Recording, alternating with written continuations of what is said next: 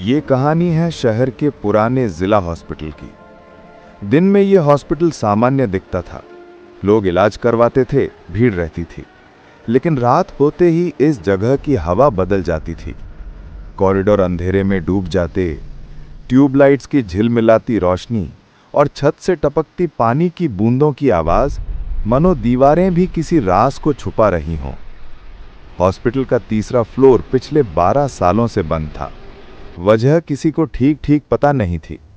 कहा जाता था कि वहां जो खिड़की है वो कभी बंद नहीं होती। जिन्होंने उसे बंद करने की कोशिश की या तो मर गए या फिर गायब हो गए। अरविंद नया नर्सिंग स्टाफ था। उसकी पहली नाइट ड्यूटी लगी थी। बाकी स्टाफ वालों ने मजाक में कहा, अगर तीसरे फ्लोर पर गई खिड़की दिख जाए तो मत देखना, वापस ना आएगा। अरविंद हंसकर टाल गया, लेकिन मन में हल्की सी दहशत घर कर गई।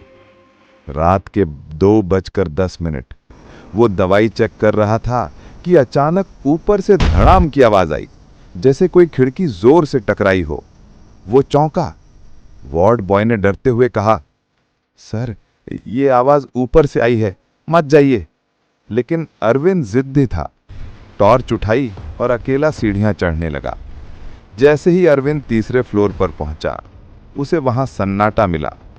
कॉरिडोर की टूटी खिड़कियों से आती हवा पर्दों को हिला रही थी, लेकिन बीच में एक खिड़की पूरी खुली हुई थी। अरविंद धीरे धीरे उस खिड़की की तरफ बढ़ा। जैसे ही टॉर्च की रोशनी खिड़की पर पड़ी, उसने देखा खिड़की के पास रखी व्हीलचेयर अपने आप हिल रही थी। धीरे धीरे खिड़की की तरफ बढ़ रही थी। उसके माथे पर पसीना आ गया, लेकिन हिम्मत करके आगे बढ़ा और व्हीलचेयर को पकड़ा। व्हीलचेयर वहीं रुक गई। उसी पल खिड़की के शीशे पर लंबे हाथ की उंगलियों के निशानों भराए, मानो किसी ने अंदर से कांच पकड़ा हो। अरविंद पीछे हट गया, लेकिन तभी उसकी नजर खिड़की के शीशे पर पड़ी। वहां उसकी परछाई नहीं थी, बल्कि किसी और की। एक औरत, सफेद मरीजों वाला गाउन पहने, चेहरा झुका हुआ, बाल बिखरे, आंखें पूरी लाल। वो उसे घूर रही थी। अचानक खिड़की का शीशा क्रैक क्रैक करके टूटने लगा और अंदर से वही औरत बाहर झांकने लगी। अरविंद डर के मारे नीचे भागा, लेकिन सीढ़ियों पर अंधेरा था। जब टॉर्च की रोशनी डाली तो देखा सीढ़ियों पर वही औरत खड़ी थी। अरविंद चीखा और दूसरी तरफ भागा। वो वार्ड में पहुंचा और अपने साथियों को जगाने की कोशिश की, लेकिन सब बेहोश पड़े थे। कमाल की बात यह थी कि हर किसी की खिड़की खुली हुई थी। अरविंद ने एक साथी को हिलाने की कोशिश की, लेकिन जैसे ही उसने उस पर हाथ रखा, वो साथी धीरे धीरे धुंध में बदल गया, गायब। सुबह हॉस्पिटल का गार्ड ऊपर गया। तीसरे फ्लोर की खिड़की फिर खुली थी। नीचे जमीन पर अरविंद की नर्सिंग ड्रेस पड़ी थी, लेकिन उसका शरीर कहीं नहीं मिला।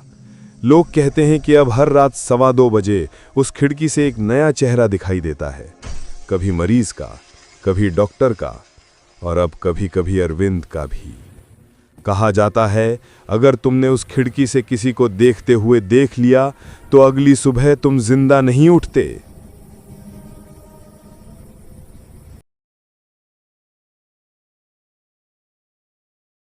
रीना नाम की लड़की नए शहर में पढ़ाई करने आई थी।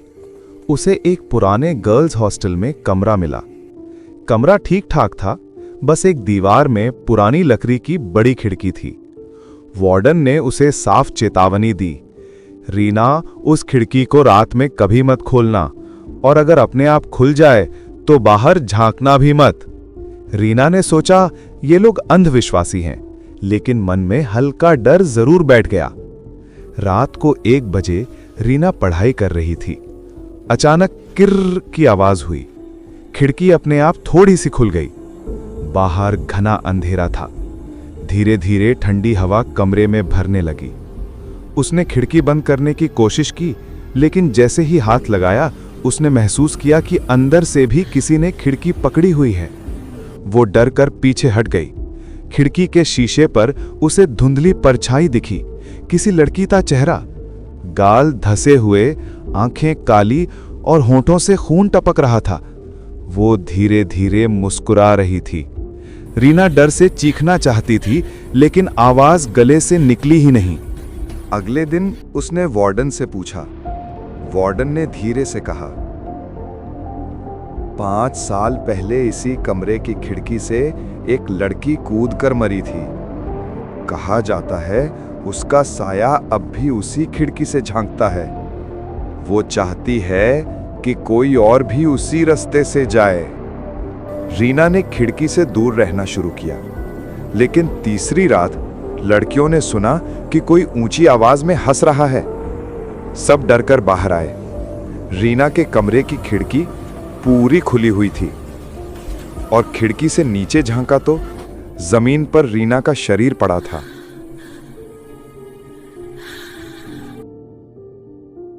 रात के करीब 11:15 बजे की बात है।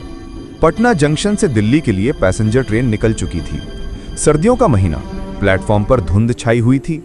ट्रेन जैसे जैसे आगे बढ़ रही थी, बाहर अंधेरा और घना होता जा रहा था। खिड़कियों से आती हवा की सरसराहट, कभी कभी रेल की पटरियों की ठक ठक ठक की आवाज और डिब्बे में झिलमिलाती ट्यूबलाइट्स सब मिलकर माहौल को और भी भयानक बना रही थीं। डिब्बे में ज्यादा भीड़ नहीं थी। कुछ बुजुर्ग यात्री, 2 कॉलेज स्टूडेंट और एक महिला अपने बच्चे के साथ सो रही थी।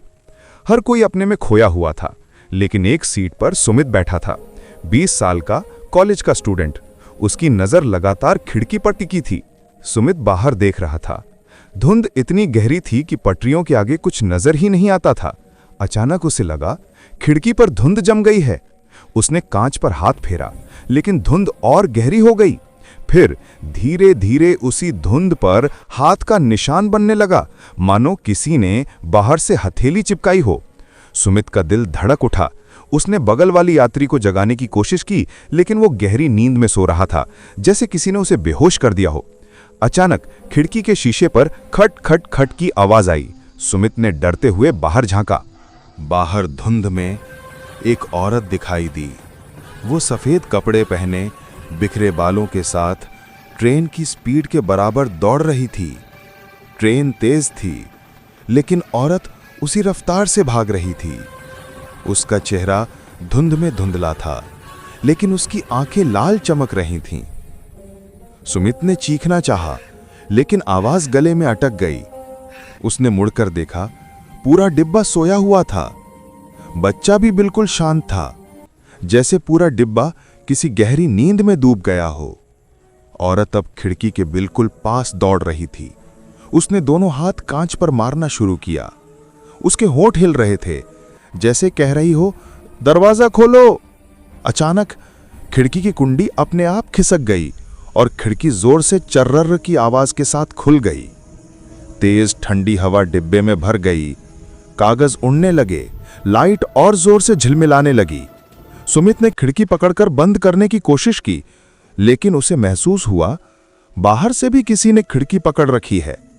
धीरे धीरे वही औरत खिड़की से अंदर झुकने लगी। उसका चेहरा बिल्कुल पास, काले होंठ, खून से सनी आंखें और टूटी हुई मुस्कान। सुमित पीछे हट गया, लेकिन औरत आधी खिड़की से अंदर घुस चुकी थी। उसके हाथ खून से सने थे और पैरों की जगह धुएं का काला गुबार। सुमित भागकर दूसरी सीट पर गया। उसने चिल्लाना शुरू किया, बचाओ, कोई है क्या? उठो सब लोग। लेकिन पूरा डिब्बा गहरी नींद में डूबा रहा। किसी ने भी आंखें नहीं खोली। अचानक एक एक कर सारे यात्री अपनी खिड़कियों की तरफ करवट बदलने लगे और सबकी आंखें बंद थीं, लेकिन होंठ एक साथ हिल रहे थे। खिड़की खोलो, खिड़की खोलो। सुमित का खून जम गया। अब वो औरत पूरी तरह अंदर आ चुकी थी। उसकी आंखें सीधी सुमित की तरफ थीं। उसने हाथ बढ़ाया और सुमित की गर्दन पकड़ ली। ठंडी बर्फ जैसी पकड़। सांस रुकने लगी। सुमित ने जोर लगा के खुद को छुड़ाया और दरवाजे की तरफ भागा, लेकिन दरवाजा बाहर से बंद था। आखिरी बार उसने खिड़की की तरफ देखा और देखा कि डिब्बे के सारे शीशों में उसी औरत का चेहरा झलक रहा था। हर खिड़की, हर आईने में बस वही। सुमित ने चीख मार के आंखें बंद की और सब खामोश हो गया। सुबह जब ट्रेन दिल्ली पहुंची, टीटी ने डिब्बा चेक किया। खिड़की खुली हुई थी। सुमित का बैग और टिकट सीट पर पड़े थे, लेकिन सुमित कहीं नहीं था। बाहर पटरियों के पास लाल दाग मिले, जैसे किसी को घसीट कर ले जाया गया हो। आज भी लोग कहते हैं, आधी रात की उस ट्रेन में अगर तुम्हारी सीट खिड़की वाली हो तो सोना मत, क्योंकि खिड़की पर तुम्हें कोई देख रहा होगा।